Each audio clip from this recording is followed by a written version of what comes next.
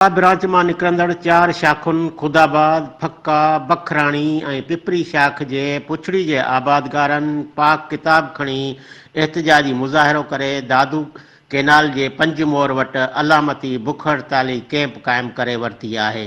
गुज़िरियल 3 महीननि खां आपाशी ऑफिस जा चकर काटे रहिया आहियूं, को बि कामोरो ॿुधण लाइ तयारु न आहे, जंहिं सबबि मजबूरन पाक किताब खणी हिते पहुता आहियूं।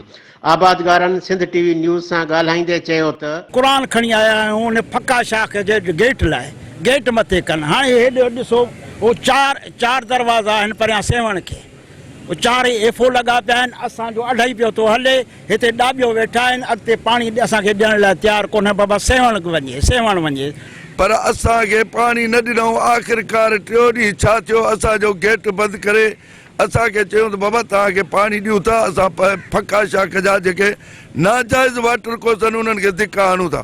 उन में से उन्हनि 11 वाटर कोर्स जेके धिका आया, बाक़ी जेके नाजाइज़ मथे वाटर कोर्स आहे उन्हनि खे धिका कोन आयूं।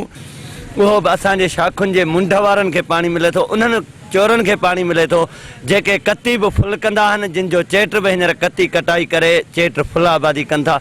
ऐं असांजा 11 12 वाटर कोर्स जिन ते सिर्फ़ु चेट थींदो आहे, उन्हनि ते जेको आहे सो माना पाणी मौजूदु न आहे। उते असांजूं 1000 एकड़ ज़मीनूं हिन मारूअनि जूं सभिनी जूं रहियूं पियूं आहिनि, जेके ही सिर्फ़ु चेट काहे पंहिंजे बचनि जो गुज़र सफ़र कंदा आहिनि, पंहिंजे बचनि खे खाइण लाइ अन्न गॾु कंदा आहिनि। रईस लालो खान लुंड साहब जेके बि असां हिते खातेदार आहियूं उहे सभिनी इहो ई गुज़ारिश कयो आहे त असांखे सिर्फ़ु चेट ॾियो। कती असांखे तव्हां नथा ॾेई सघो त असांखे चेट ॾियो महिरबानी करे। छा असां शौक़ ख़ातिर वेठा इन खां कहिड़ी गुंडागर्दी कयूं, धाड़ा हणूं, फुरू कयूं, कहिड़ो कयूं? 12 महीननि जो फ़सुलु आहे, जेको बि असांखे करणु तयारु न आहिनि, पाणी ॾियण लाइ तयारु कोन्हनि। असां काॾे वञूं, कहिड़ो मोह करियूं, कहिड़े ऑफिसर करियूं, कहिड़े मिनिस्टर वटि वञूं? कैमरामैन शहज़ाद चांडियो सां गॾु वली चांडियो, सिंध टीवी न्यूज़ दादू।